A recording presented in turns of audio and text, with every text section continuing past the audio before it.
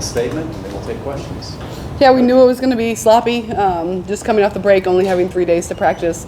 So glad that we hopefully got that out of the way. We'll have a day off tomorrow, and then hopefully can get just clean some things up going forward. Questions, please. Let's start with Maria and then Cora.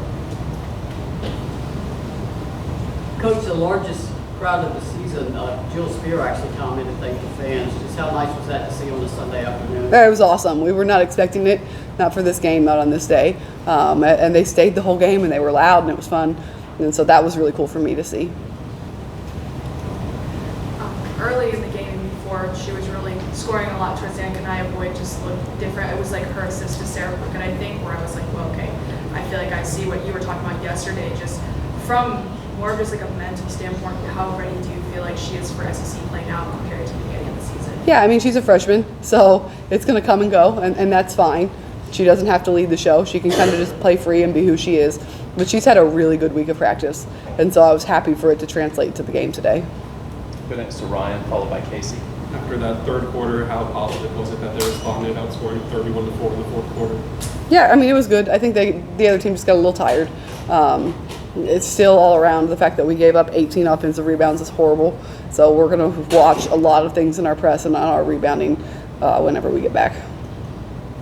Those points that you guys scored in the paint so far this season, it looks like they were kind of looking to make more of those opportunities on the inside. What did you like about the looks that they were getting? Yeah, we definitely had a size advantage, and we've been talking about playing to your strengths, and I think that they did that today. Go next to Cora.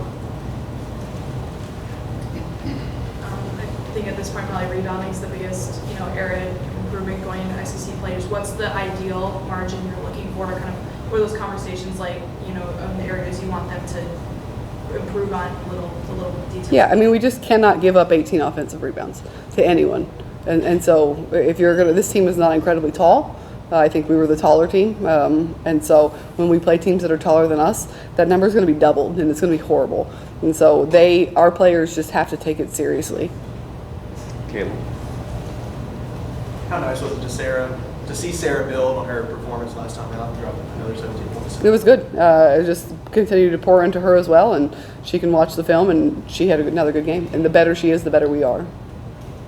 I know you weren't here last year, but Kanaya early enrolling, do you feel like that's been a benefit for her to kind of adjust quicker this year than maybe she would have? I would imagine, just because it's hard to be the only freshman, so at least she wasn't the only new freshman. Paige. She was fun. She said, after she made the first three, she knew it was over, and, she made it the rest of the way. Did you see that confidence in her as well? I have seen the confidence from her all week. She honestly, since she got back from Christmas break, has looked like a different player, and so that, to me, has been really big. Go next to Cora and then Maria. Team is kind of low about around 30 three-pointers attempts per game the last few games. Do you feel like they've gotten more of a grasp on, the shot selection from three-point range, or are you still kind of wanting them to, make better choices at times? Yeah, I do think in the second half we took some certain people took some that they probably shouldn't have, or we had a driving lane, especially since we weren't incredibly hot today, but I do think it's gotten better. Coach, I asked Samika about the home run play, and she shared, the one over the press. She said it was a pad play to get Michelle Snow open for a dunk in Hawaii, a game that Samika missed because she slipped away to Belgium to see her boyfriend, and Pat didn't suspend her for the opening game. She suspended her for the Hawaii tournament. So she wanted to let Pat know, hey, I'm still running your plays. I told her I don't think Coach Caldwell probably liked that play as much, but just... Well, I do appreciate the story behind it. It makes me a little less mad. Go next to Casey and then Paige. Tonight, everyone really sharing the ball before the half. No one was in double-digit scoring, and then 6 people ended with 10 points or more. Just what does that say about this team? Yeah, I think it's going to continue to come in bunches, and I think they did a pretty good job sharing the ball again. Shot selection was good. Nobody really forced it, which, again, these are games where somebody can come and just force it and try to get theirs, and I didn't really see a whole lot of that. Paige and then Camille. Just a quick follow-up on Kanaya. You mentioned that she was has been confident, but more so after Christmas break. Is she one of those players that really took to your notes during that Christmas break to continue working or take time off? Do you think it was something during that break or maybe something clicked for her? Yeah, maybe she just needed a break. Sometimes when you're a freshman, it's a really long season. So maybe she just needed the 4 days to come back a little bit refreshed. Obviously, the play is going to amp up from here, but being 12-0, how are you going to have your girls handle having a target on your back heading into SEC play? Yeah, I think our SEC January schedule is pretty brutal. And so I don't know how often we will be the favorite because we play a lot of top 10 teams in the next 30, 35 days.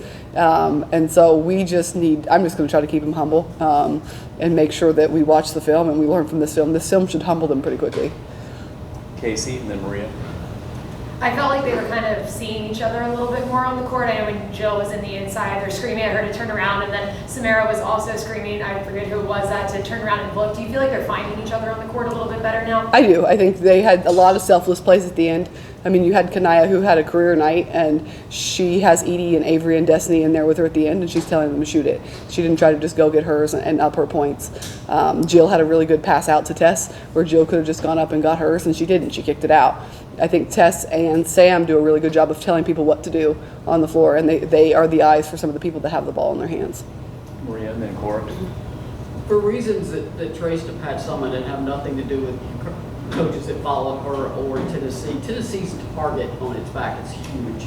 Players have to learn that what they see on film in the previous game is not the team they're going to see on the floor. They just come at Tennessee. How do you sort of balance that? I mean, you keep it like one game at a time.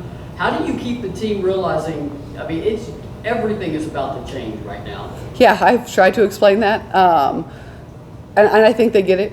We had a lot of nods. We did talk about our next games coming up. We're still going to play with a chip on our shoulder. I mean, we're not the number one team. We were picked, I don't know what we were picked, 9th? 7th, I think. Yeah, so we're going to keep a chip on our shoulder. We're going to continue to thrive as the underdog until we're not. Cora.